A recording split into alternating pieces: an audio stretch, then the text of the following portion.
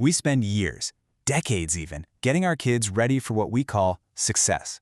But what happens when all that preparation is over and childhood just ends? In this explainer, we're going to dig into a question most of us don't stop to ask. What's the real final score? How do we know if we've actually succeeded as parents? So let's start with the scorecard we all know. It's the one that's easy to see, easy to measure, and yeah, easy to compare. It's that standard checklist for a successful childhood. For almost everyone, it starts right here. The numbers on a report card. This becomes the very first way we measure a child's potential, and maybe, just maybe, our own success as parents. And from there, it gets competitive fast. Suddenly, it's not just about how well you did, it's about how you did compared to everyone else. The race is on, and all that matters is your rank. All of that hard work is supposed to lead to this next big prize. Getting into a top college becomes the ultimate symbol of achievement, the gateway to a good life. It's the moment that's supposed to make all the stress worth it. And then, finally, we get to what many see as the ultimate proof, the financial payoff. The job title, the salary. This is supposed to be the final confirmation that the whole system, the whole grind actually worked. But hold on. After that relentless chase, after every single box has been ticked, a much bigger, much scarier question starts to creep in. We have to stop and ask ourselves, what was this all for? Did we actually prepare our kids for the messy, complicated business of living, or did we just train them for a race? And this is where you see the huge disconnect. It's like there are two completely different kinds of success. On one side, you have the stuff you can see, the awards, the degrees, the job titles.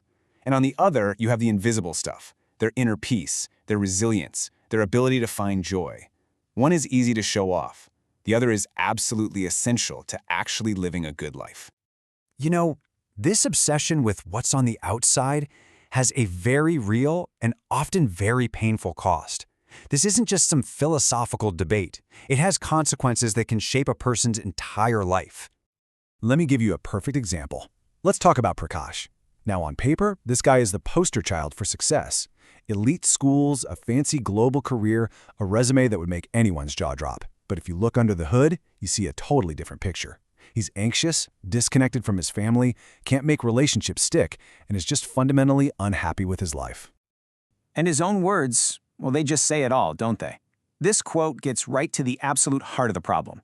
We built a system that taught him how to be a champion, but we completely forgot to teach him how to be a person.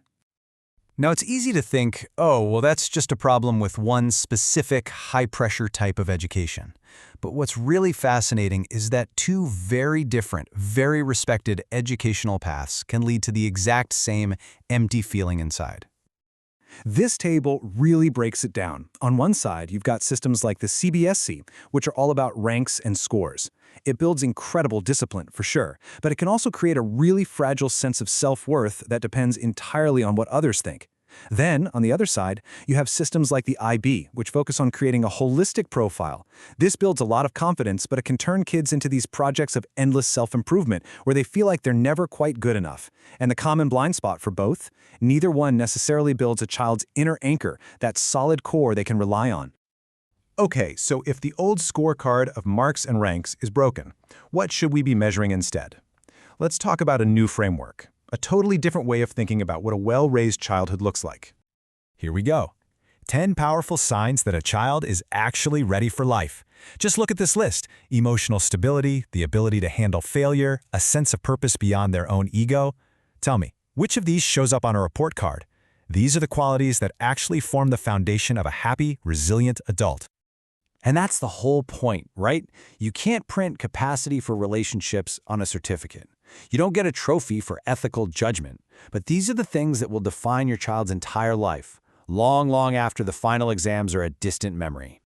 So let's bring this all home, back to you, because one day, childhood will be over, your child will be out in the world on their own, and your final grade as a parent, the real measure of your success, will come down to the answers to a few very simple but very powerful questions.